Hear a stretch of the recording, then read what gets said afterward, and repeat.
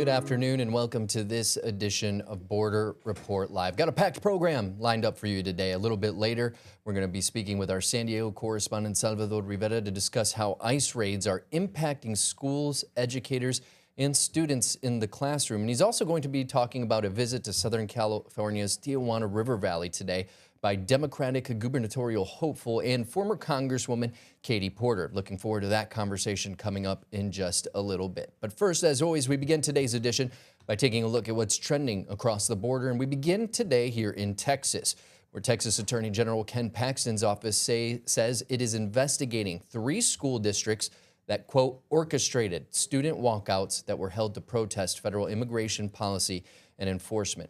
Our partners at KXAN in Austin are reporting that the Dallas Independent School District, Manor Independent School District, and Northeast Independent School District in San Antonio are accused of facilitating the walkouts and failing to keep students safe and accountable. The allegations are similar to those that the AG made about Austin Independent School District more than a week earlier. 850 students walked out on January 30th in Manor ISD, which is in Travis County, that's outside of Austin. Paxton's office says the investigations should serve as a warning to any public school employee who facilitates student participation in future protests.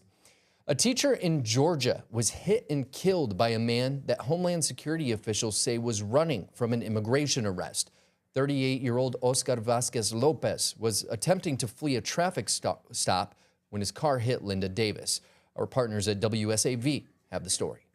Linda Davis taught Coleman Hardy's 6-year-old autistic daughter when she was enrolled at Hess K-8 school. For me, it was just a weight lifted off my shoulders when she was around. Hardy says Dr. Davis was calm and welcoming, making the school experience better for everyone. My daughter went from not wanting to go to school, crying every single day, and then Miss Davis came around and she was excited to go to school. Tributes are pouring in for the beloved teacher just hours after the crash that claimed her life. A small but powerful message was displayed at the scene: rest in power and peace. I heard a crash. I heard squealing tires. Chatham County Police say the man responsible for the crash is 38-year-old Oscar Lopez. The Department of Homeland Security says Lopez is from Guatemala and was issued a final order of removal in 2024, though it's unclear when or how he entered the U.S. According to DHS, Lopez fled from a traffic stop, made an illegal U-turn, and ran a red light, hitting Davis.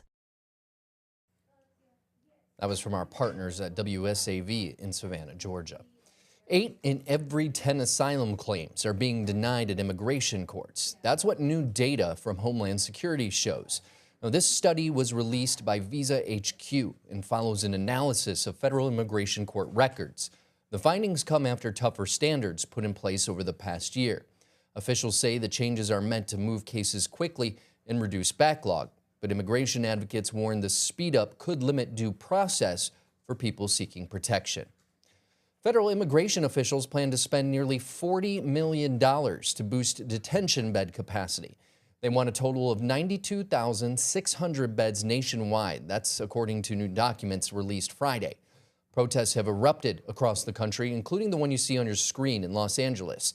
ICE wants to add 16 regional processing centers to hold 1,000 to 1,500 people in each facility. Detainees would stay 3 to 7 days in those facilities. 8 other large-scale detention centers could house 7,000 to 10,000 residents for up to 2 months. The document was posted online by Republican New Hampshire Governor Kelly Ayotte amid tension over ICE's plans to convert a warehouse in Merrimack, New Hampshire, into a 500-bed processing center. And speaking of warehouses being used by ICE, the owner of one warehouse in Hutchins, Texas, which is in Dallas County, says it won't sell its facility to ICE to be used for detention beds. The California-based company says it won't allow U.S. Immigration and Customs Enforcement to use its 1 million square foot facility to detain immigrants. The government's partial shutdown over funding of DHS is now in its 4th day today, and it appears lawmakers aren't getting any closer to resolving this issue. Trevor Shirley has the story.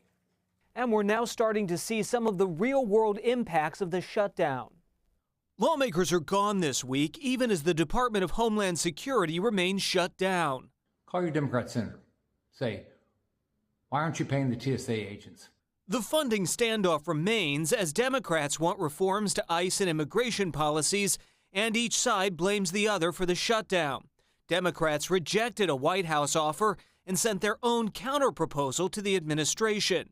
This is a Democrat shutdown. This has nothing to do with Republicans. This is a Democrat shutdown. They're upset that the crime numbers are so good. Why don't you ask Republicans if they are willing to shut down the government because they don't want to have any accountability and they want to keep allowing ICE and CBP to murder people on the streets? Democrats want to end roving immigration patrols, mandate body cameras, and unmask federal agents. The Democrats shutting the government down because they want to unmask ICE agents so they can harass law enforcement.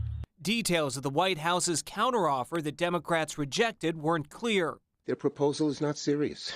Now TSA agents are going without pay, and agencies like the Coast Guard and FEMA, both part of DHS, are scaling back operations.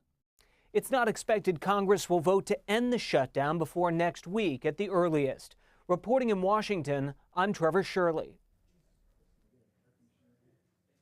And that's a look at what's trending across this border for this, or across the border rather, for this edition of Border Report Live. But stay with us. We're going to take a quick break. When we return, we're going to talk to our San Diego correspondent Salvador Rivera about how ICE raids are impacting schools, educators, and students in the classroom.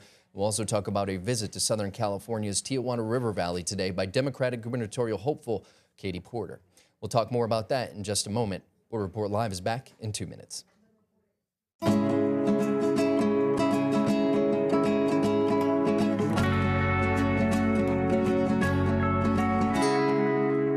Welcome back to this edition of Border Report Live. Rudy Mireles here in Harlingen, Texas, in the Rio Grande Valley of Deep South Texas. Joining me now from the other side of the border, our San Diego correspondent Salvador Rivera, to talk about a few different topics today. How are you doing today, Sal?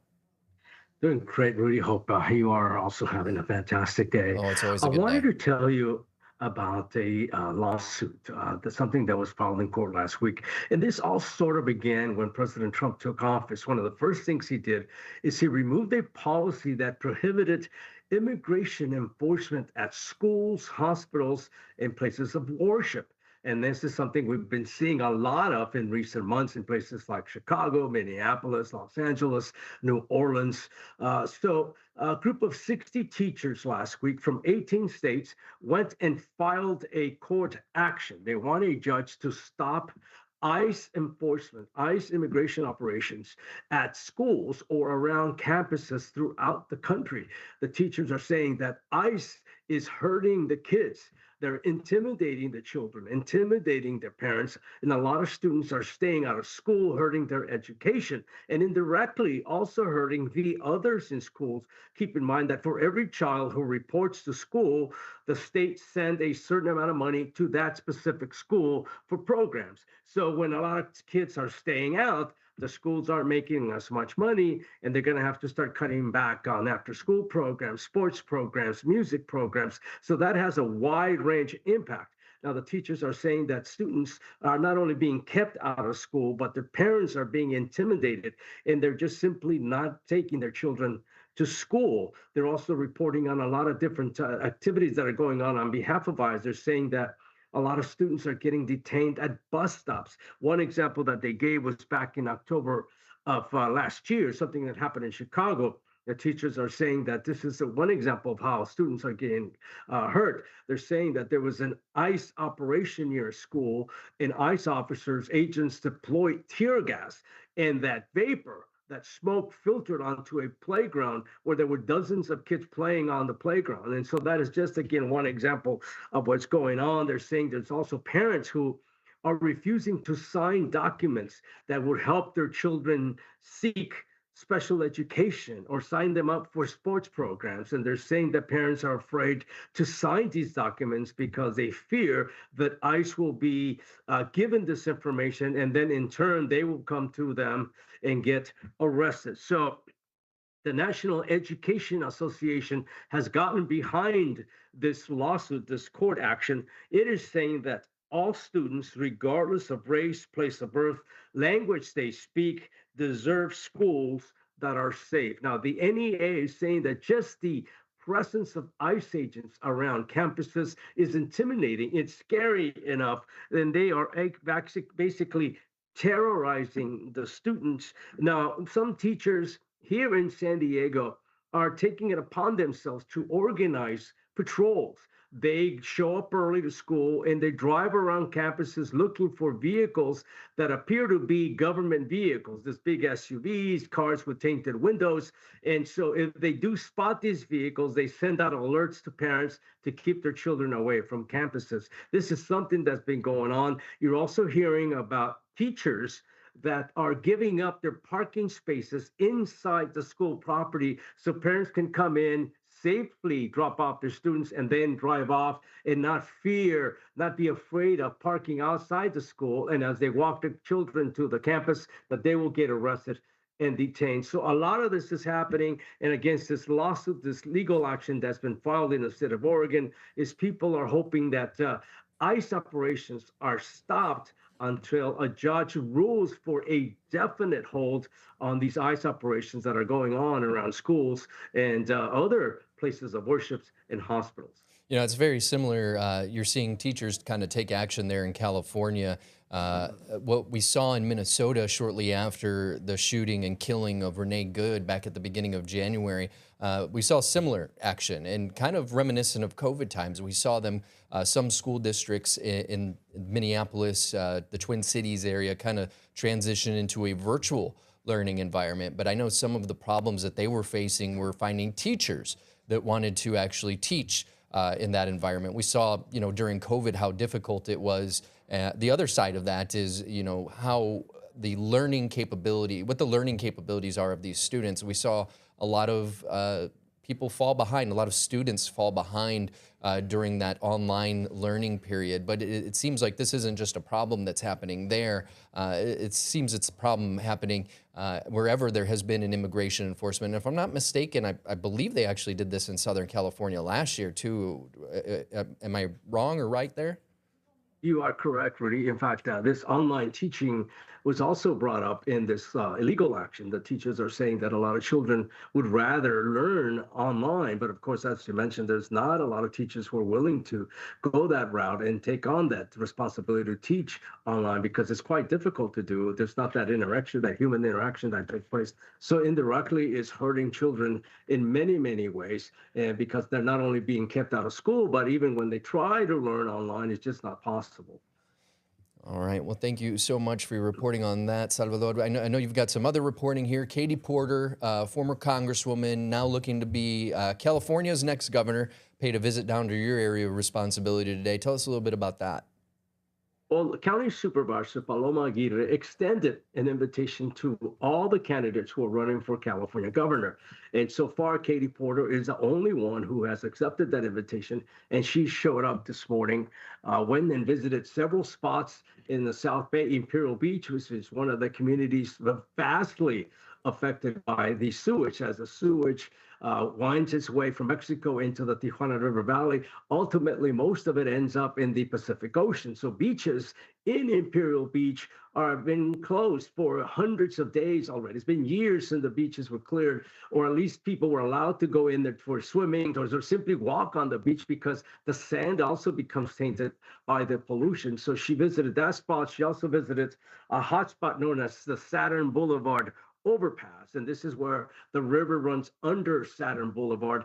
And she showed up wearing one of these hazmat masks, and she said that in spite of this device, she could still smell the sewage, the stench. And she said that this is something that is evidence that people in California, in this spot of California, are basically being poisoned. And that was her word, not mine. She said that people have been putting up with this situation and it's only gotten worse. She talked about funding for the International Wastewater Treatment Plant, something that she was in favor of. She said she voted for the funding to rebuild this facility, which has been outdated for many years. But she also recognizes that the problem won't end by simply refurbishing this wastewater treatment plant. That something needs to get done in the Tijuana River because a lot of the pollution, the raw sewage, chemicals, and other contamination comes in via the Tijuana River. And these materials don't ever get near the treatment plant. And she's saying that we need to do something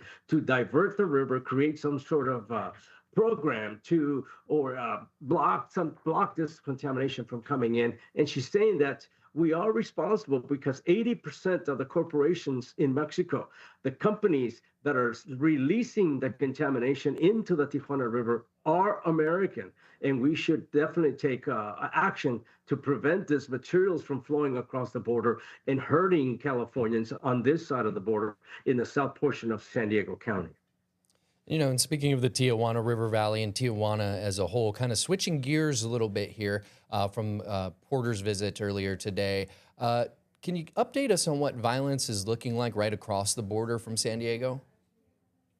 Believe it or not, it's not as bad as it was. For years, Tijuana was averaging 2,000 homicides a year. Last year, it was slightly over 1,500, if I'm not mistaken. Every day, you'd open up the paper. Well, in my case, I read newspapers. Now, online, you go, and every day there was a case of several bodies being found, people being buried alive, and we're still hearing about instances like that, but not as much as we once used to. So Tijuana is still violent, but if there's a silver lining, it's perhaps not as violent as it used to be 3-4 years ago.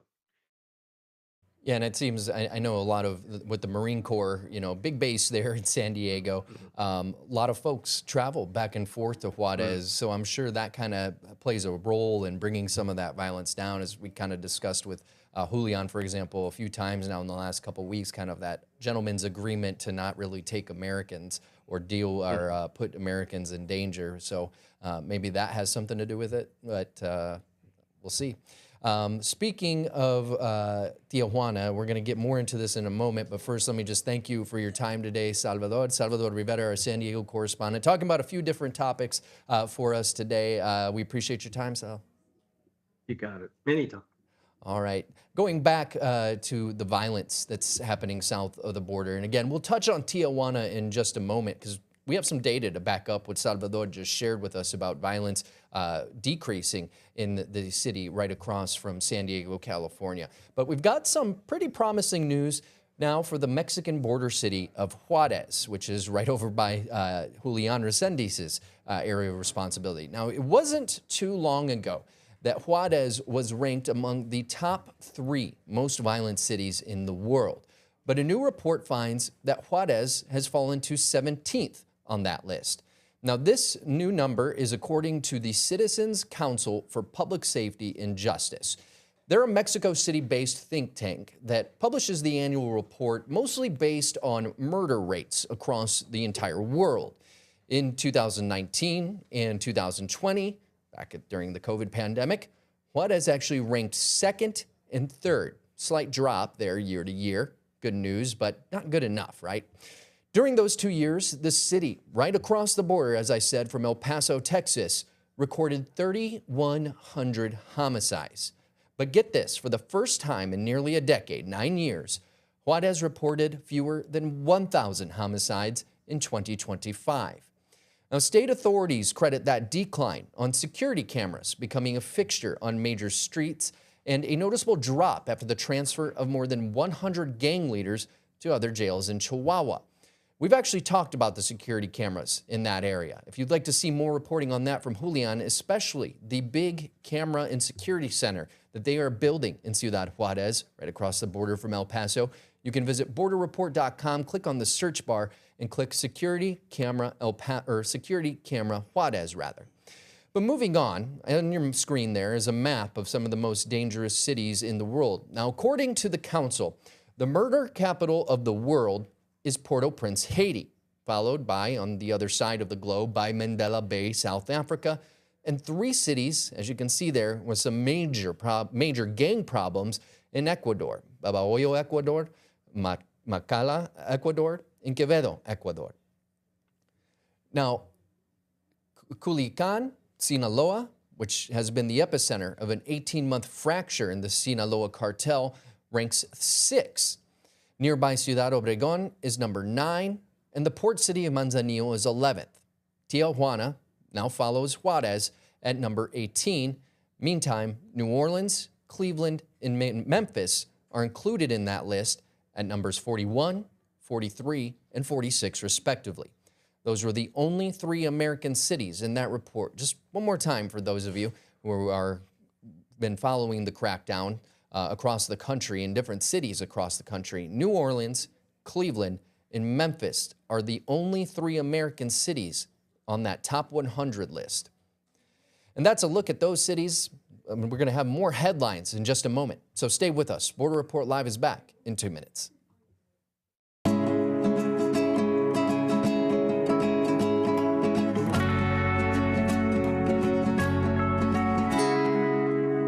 Welcome back to Border Report Live. March primary elections are around the corner and early voting started today. And in Texas, that means senior GOP Senator John Cornyn is in what many are calling the political fight for his life. Cornyn is facing opposition from Texas Attorney General Ken Paxton, who we talked about at the beginning of the program. Also in the running for the Republican nomination is Congressman Wesley Hunt of Houston. Cornyn has outraised his primary opponents, raising over $7 million from October through December, according to the Texas Tribune. Now, Cornyn has been an ardent supporter of President Trump's immigration policies on the border, advocating for stricter measures and supporting deportations and detentions. We've also seen him visit the southern border a number of times for those causes, as well as his talks on what the federal government is doing to combat this new world screwworm. Now, President Trump has yet to endorse a candidate in the Texas Senate race. A group of Buddhists just completed a 108-mile walk for peace from Fort Worth, Texas, that recently ended in Washington, D.C. Crowds gathered at the Lincoln Memorial as the 19 monks and their dog concluded the journey. They walked 2,300 miles across 7 southern states, sometimes in frigid conditions, including that recent ice storm that crippled most of the country. One monk was actually hit by a vehicle and had to have his leg amputated. Along their route, they drew large crowds and stopped at churches, city halls, and town squares. Their message was to bring peace, and onlookers say they captured America's heart. They started on October 26th and drew over 1 million followers online. As they arrived in D.C. on Wednesday, their leader walked barefoot. He asked followers to every day write on a piece of paper the words, quote, "Today is going to be my peaceful day." They also met with interfaith leaders in the District of Columbia. The Buddhists are known for these peace walks. Locally, here in South Texas, registration is underway for the 2nd annual Walking Southern Roads to Freedom event, planned for February 27th through March 1st of this year. Now, this event follows a path taken by slaves as they followed the Underground Railroad here on the border in the Rio Grande Valley and made their way to safety in Mexico. Our Border Report South Texas correspondent Sandra Sanchez has an upcoming conversation with the leader of the event planned for later this week, so you're going to want to stick around for that discussion. Moving on to other headlines, a woman who assaulted a federal agent will spend 4 months on house arrest. Jennifer Tovar of Edinburgh, Texas, about 30 miles up the road from us here in Harlingen, pushed an agent with Homeland Security Investigations, which is part of ICE, back on August 22nd of last year. On that day, agents showed up to a home in Edinburgh looking for a man who they say had illegally entered the United States. Tovar slammed the door on agents several times and also pushed agents and had to be physically restrained. During a hearing, a judge placed Tovar on house arrest for 4 months and told her, quote, "This is a remarkably light sentence for a felony," also warning Tovar to stay out of trouble. Going back to something that Julian and I kind of discussed lightly last week, a smuggler who sacrificed animals to protect his drug shipments avoided prison.